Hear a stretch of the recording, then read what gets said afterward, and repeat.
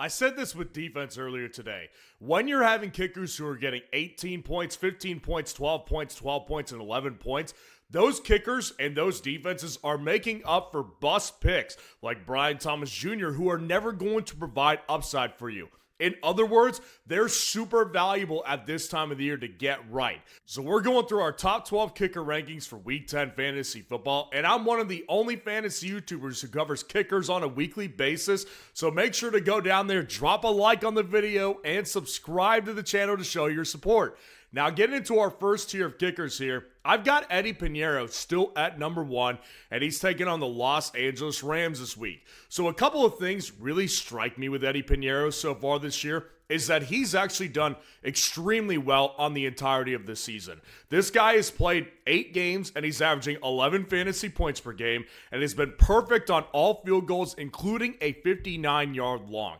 This guy has the leg to get you those big points, 5 to 6 points in some leagues if you allow 6 points for 60-yarders. And he's also only missed 1 extra point attempt. And the good thing about the 49ers offense is they are going to continue to be in position to continue to stall out and just kick field goals because their offense hasn't been fully healthy, and they won't be because Brock Purdy is, if he plays or not, a problem because he's got a turf toe injury. So they're going to continue to stall out on a weekly basis offensively. And the other thing I like about this matchup in particular is that Kyle Shanahan has actually historically owned Sean McVay in these matchups. And I do think that the 49ers will be able to get in position plenty of times for Eddy Pineiro to make a big fantasy impact this week. At number 2, I've got Chase McLaughlin of the Tampa Bay Bucks going to Tampa after the bye week to play New England. Now, I think that Chase McLaughlin has also been fantastic for the most part in fantasy this year too. He's got 10.8 fantasy points per game coming off the bye week, but the problem with him is that he's missed 4 field goal attempts. Now, the good thing about McLaughlin, he's got a really good amount of leg. Like, this guy's kicked a 65-yard long field goal. He's got a tremendous amount of leg. It's actually the shorter stuff that Chase McLaughlin has had trouble with this year. But you know, one of my favorite matchups this week is this one. I think Tampa actually could end up smoking the Patriots in this game. I don't think they're going to necessarily because the Patriots have looked good, but I do think Tampa won't struggle to move the ball. If they get some key pieces back this week, they're already a top 5 to 10 offense without those key pieces, but I do think that if you get some of those back, they're going to be in position to get a lot of points with Chase McLaughlin this week.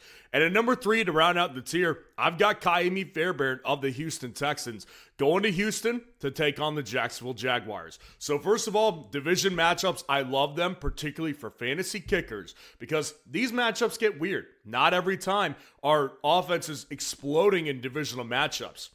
A lot of times it's field goal fest. And the Texans offense already is a field goal fest situation. I mean, this team cannot get in the end zone with any sort of consistency.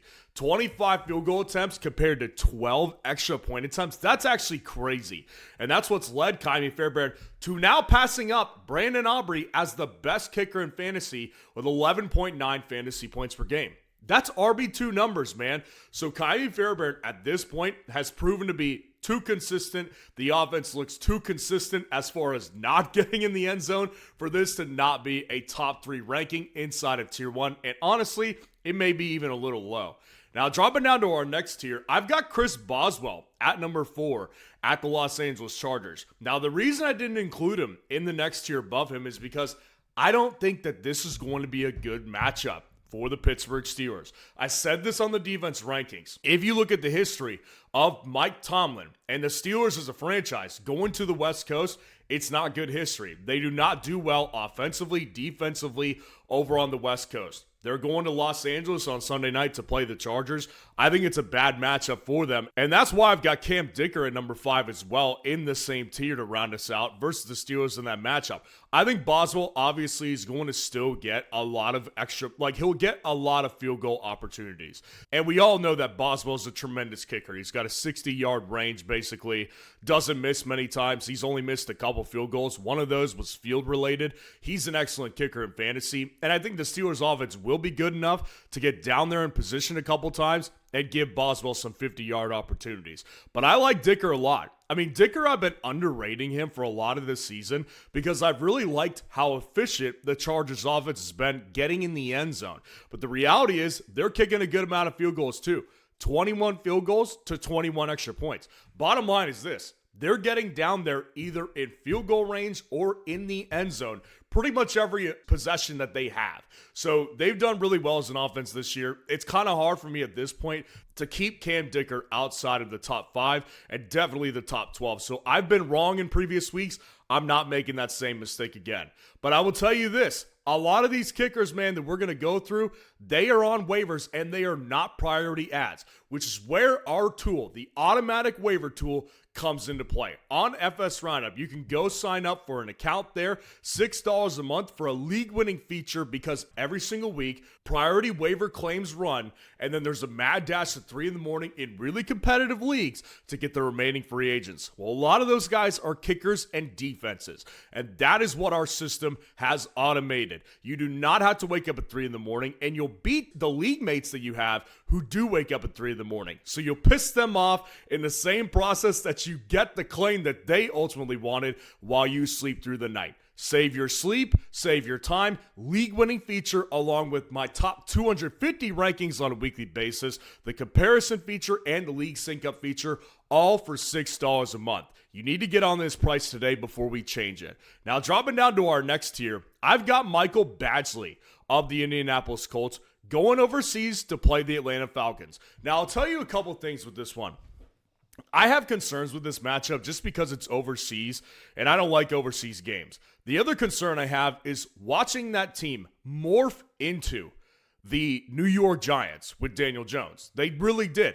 And I would argue they morphed into them even more with the trade of Sauce Gardner today, but I think that the Colts are a little bit worrisome right now. And Badgley, the offense has been so efficient getting in the end zone that last week, it wasn't actually a tremendous fantasy day, even though they were less efficient getting in the end zone. He did have his best day in fantasy, 12 points, but that's been the cap. So I do worry about this offense. Maybe it's actually better for fantasy if they stop being so efficient because it'll get Michael Badgley in position to kick. And that's why he's still in the top 10, because I do think that the Colts offense is not going to be shut down for 2 straight weeks with Jonathan Taylor. Ryan Fitzgerald of the Carolina Panthers, look out at number 7 versus New Orleans in Carolina. I've said this over the week. Carolina needs more credit. 5-4, and they've beaten 2 really good teams in this season. Like, they've done well as an organization, and Ryan Fitzgerald is a pretty good fantasy kicker right now. Ryan Fitzgerald has had some big moments in these games. Now, last week wasn't great, but he's had a 14-point game, a 15-point game, and a 10-point game. The reason I like him this week is because it's a divisional matchup, number 1, and in the first divisional matchup he played against Atlanta, that's when he had his 15-point day. Divisional matchups with kickers, that's usually a good thing. And I do think that their offense won't be shut down too many times by the Saints. I like Ryan Fitzgerald a lot this week. Andre Schmitty of the Cleveland Browns, I think, makes his debut in the top 12 of these kicker rankings, and he's going to New York to play the Jets. So the Jets were already bad defensively. Now it turns out they're having a fire sale as we speak right now. Like, as of the time of this filming, you may see more Jets trades. They just traded Quinnen Williams before I started filming, and they already traded Sauce Gardner about 2 hours ago. Like, they are active, and their defense was already bad. Now it's even worse. I don't even see how it's possible that the Cleveland Browns don't move the ball against the Jets. And that's saying a lot because their offense stinks. But I think Andre Schmidt is in good position this week. This is a ballsy play right here. It takes balls. I'm not sure if I even have the stones to play Andre Schmidt, particularly when I've got other better kicker options. But I do think he's a solid option this week. And then Jason Myers is at number 9 to round out this tier versus the Arizona Cardinals in Seattle this week. Jason Myers is the beneficiary of a really good offense this year. And the irony is they're actually much more efficient getting in the end zone than kicking field goals. And that's actually good because Myers has had accuracy issues over his career. He's missed 4 field goals this year, but hasn't missed a single extra point attempt, and that gives him a really safe floor. And the reason he's averaging 10.3 fantasy points per game in the matchup versus Arizona's defense. They've actually got a low-key decent defense, and they are starting to improve the team morale, ending the losing streak. And again, divisional matchups, I like them for kickers. So I've got Jason Myers firmly inside the top 10 at number 9. Dropping down to our last tier, Cairo Santos of the Chicago Bears taking on the New York Giants in Chicago this week. I think Cairo Santos is in good position too, because this offense is moving the ball at will.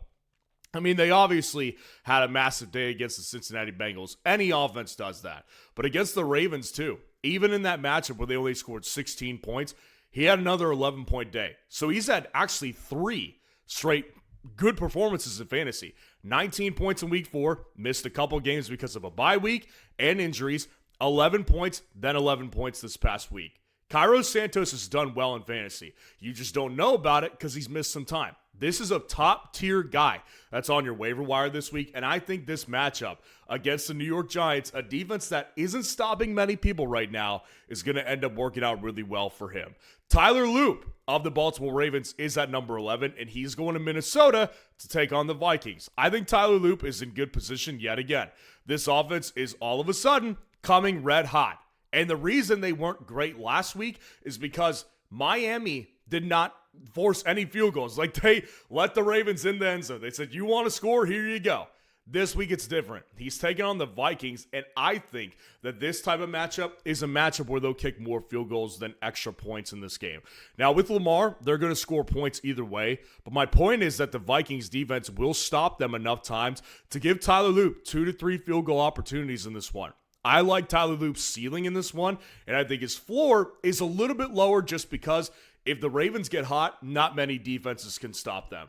At number 12 to round out the whole thing, Graham Gano of the New York Giants at the Chicago Bears this week.